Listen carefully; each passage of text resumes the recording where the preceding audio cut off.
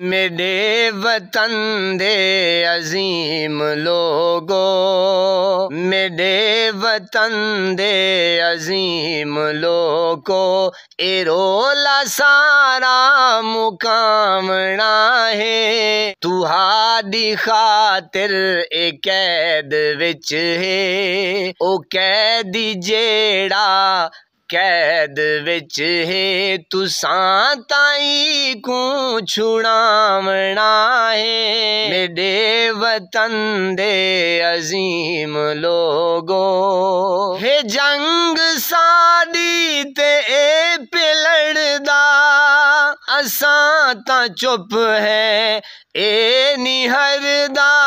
हे जंग साडी ते ए पिलड़दा, असां ता चुप है ए नी डरदा, ए नी डरदा।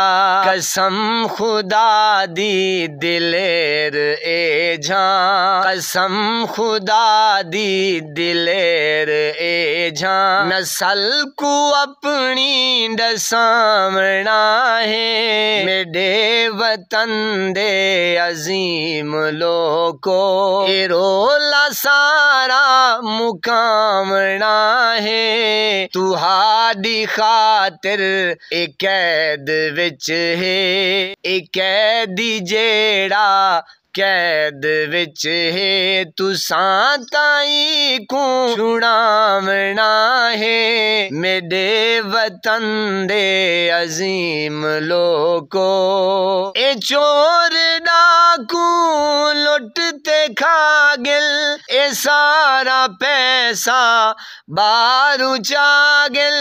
ए चोर डाकू लुटते खा गिल, ए सारा पैसा बारू चागिन, बारू चागिन।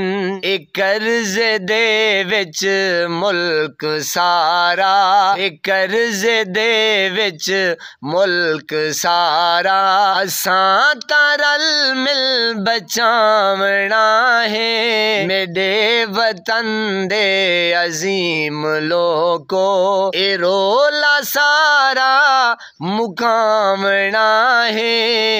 ए कैदी जेड़ा कैद विच है, तुहाडी खातिर ए कैद विच है। तुसां ताई को छुड़ावना है।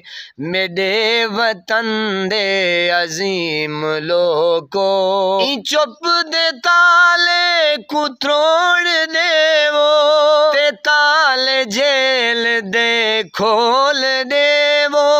ई चुप दे ताले को त्रोड़ देवो, ते ताले जेल दे खोल देवो, खोल देवो। ए वेला वत वल के नहीं जे आना, ए वेला वत वल के आना नहीं है। निजाम झूठा न सामना है। मेरे वतन दे अजीम लोगो, मेरे वतन दे अजीम लोगो, ए रोला सारा मुकामना है।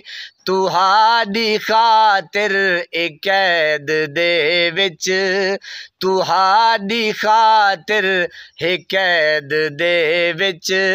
तुसां ताई को छुड़ावना है। मेरे वतन दे अजीम लोगो, दुआ है आज़म सही खान आवे, हे सोहने रब दा एहसान आवे। दुआ है आज़म सही खान आवे, हे सोहने रब दा एहसान आवे, एहसान आवे। तैयारी कर लो मिल के सारे, तैयारी कर लो मिल के सारे। खान को घिन के आमना है। तैयारी कर लो, ईद के बाद इंशाअल्लाह बाहर निकलेंगे और लेके आएंगे। गौर से सुने, तैयारी कर लो मिल के सारे, तैयारी कर लो मिल के सारे। खान को घिन के आवड़ाए, मेरे वतन दे अजीम लोगो, मेरे चमन दे अजीम लोगो। एरोला सारा मुकामनाए, तुहाडी खातिर ए कैद विच है, ए कैदी जेड़ा कैद विच है। तुसां ताई को छुड़ावनाए, मेरे वतन दे अजीम लोगो, मेरे वतन दे अजीम लोगो, मेरे चमन दे अजीम लोगो। इंशाल्लाह इंशाल्लाह ईद के बाद दमादम मस्त कलंदर होगा। पाकिस्तान जिंदाबाद, इमरान खान जिंदाबाद। I love U Imran Khan, great leader.